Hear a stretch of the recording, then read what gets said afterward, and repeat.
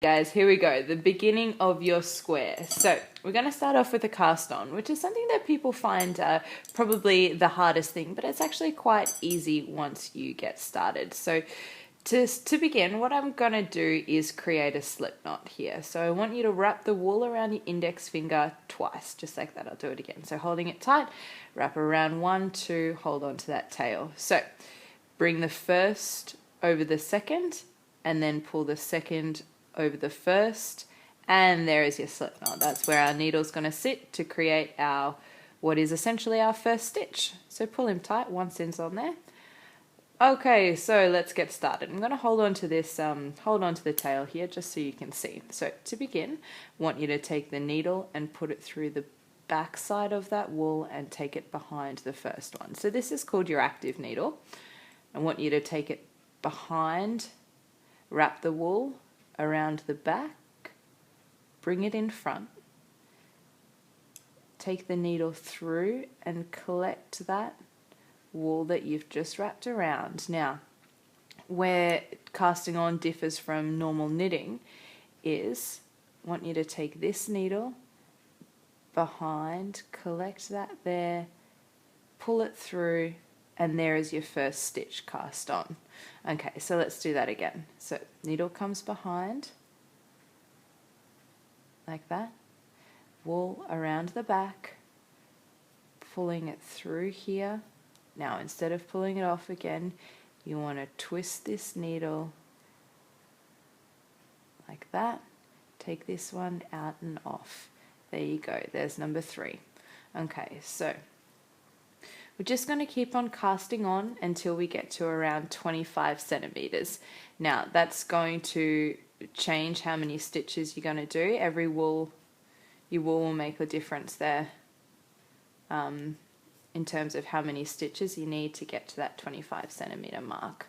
So just keep on going. Once you get started, it actually happens quite fast, as you can see. So keep on taking that wool around and adding those stitches on. So 1, 2, 3, 4, 5, 6. I've already got 6 there, and as you can see, that's the start of your wool. So I'll just keep on going for a bit here. Taking it behind and here, around and off. Okay, so I'll come back when I get to 25 centimeters and show you what to do from there.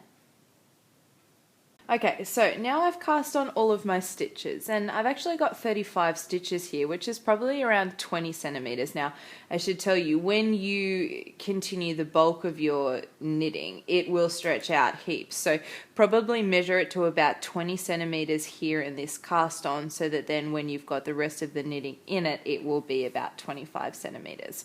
Okay, so before we go on, let me tell you a little bit more about knitting. When you've got a square, so here's a already made square, you've got 2 different sides. This is called your knit side, and this is called your purl side. So as you can see, this side here, I'll just stretch it out a little bit, is purl, and this side is knit. So what you actually want to do when you're knitting is 1 row will be knit, 1 row will be purl. Okay, so that sounds pretty confusing, but it's actually okay once you get started. So once you have completed your cast on, the first stitches that you're going to do here are your knit stitches. Okay, so exactly like you did on the cast on,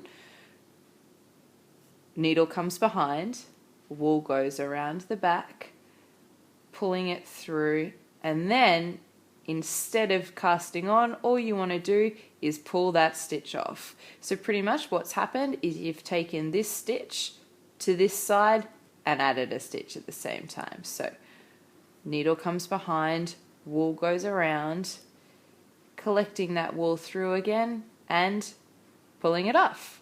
Easy. Let's go again.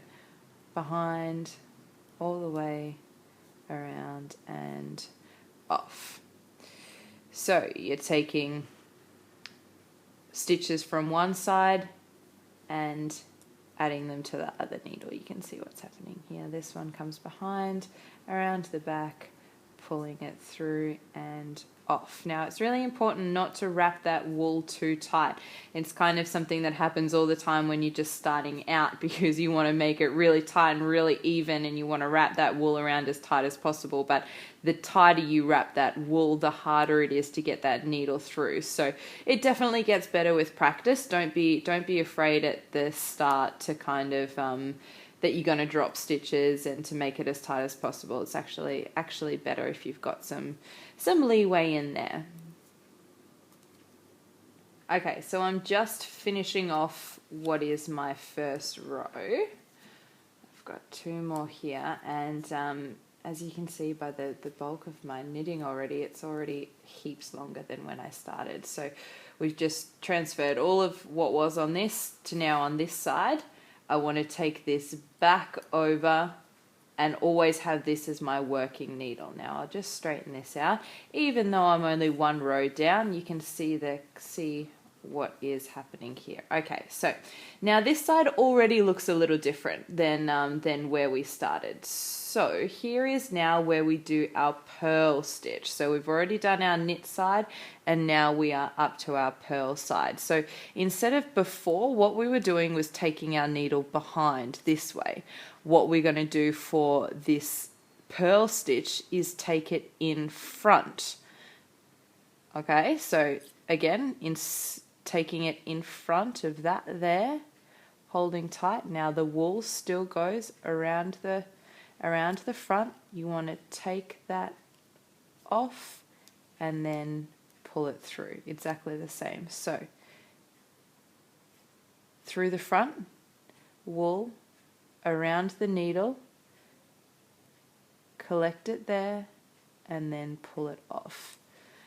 Alright, so I actually much prefer this this stitch. I find it a lot easier to do and easier to see what's happening. You can see where the needle goes in, wrap it around the front, collect it there, and then pull it back off again. I like to hold that that stitch with my thumb here, and then it means that you always get your needle going in that right place. Push it through and then lift it off. So again, this is your purl.